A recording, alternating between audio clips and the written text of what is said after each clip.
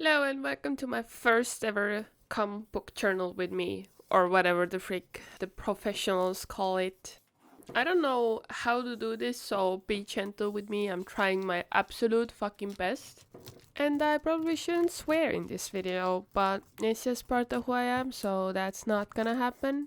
Anyways, let me be quiet for like a few seconds so you can listen to the ASMR.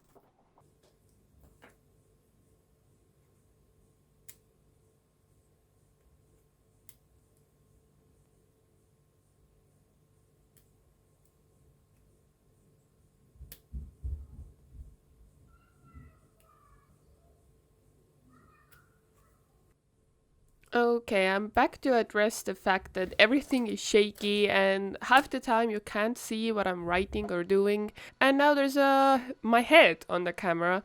That's because I have no fucking clue what I'm doing.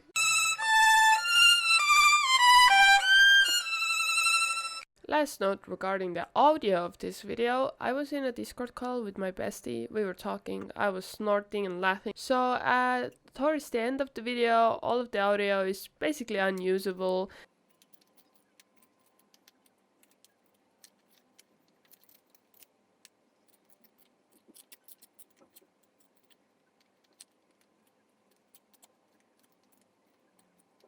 There won't be any ASMR, and I will do something else to keep the video mildly watchable.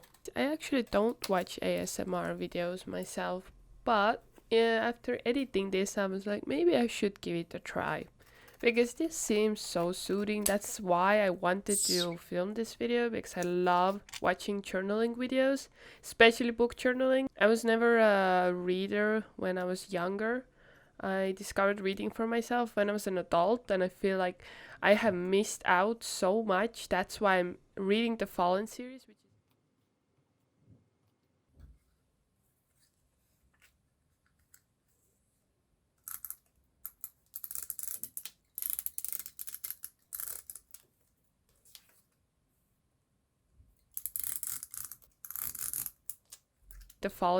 which is a YA series for teenagers. And I feel like I missed out because I didn't read it as a teenager. I can't relate to the characters the same way anymore. And unfortunately, it also reflects in the rating I gave it. I gave it 3 stars because I just didn't like it. It didn't feel relatable to me anymore. And the sad part is it's wrapping up the story. It's technically the 4th book, but main story wise there's only 3 books and there's one before the 3rd one.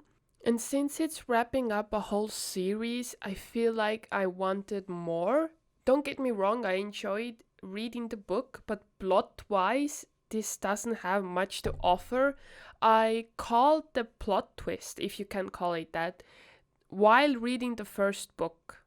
And I do understand this is kind of beating the dead horse. This book came out in 2012. It came out 12 years ago.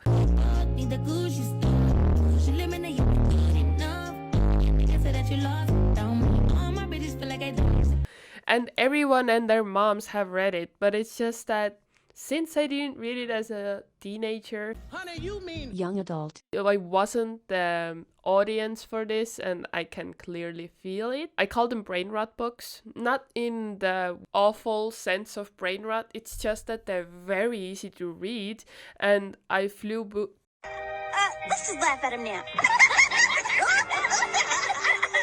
through this book very fast, but it's nothing special. The writing isn't intricate, it's just another YA book. The thing is, I probably will finish the series. I will read the other 2 books that are still left because I love alternating between audiobooks, Kindle, Libby, hardcover, softcover, and since I have them, I will finish the series. I'm very much a mood reader, and I was in a mood to read an easy book, so that's just why this book was perfect for the time. I'm not saying it's a masterpiece, it's just perfect in its own little capsule of YA book. Then comes the question, why did I only give it 3 stars? It's because even though I appreciate all the books I read, I do recognize which ones aren't advanced, so to speak, or are not considered classics, therefore they don't have a good plot or amazingly written characters. I do recognize that, but that doesn't mean I will make myself feel bad because I didn't read a book that's considered one of the classics or amazing or super well written. I still enjoyed the time I had with that book.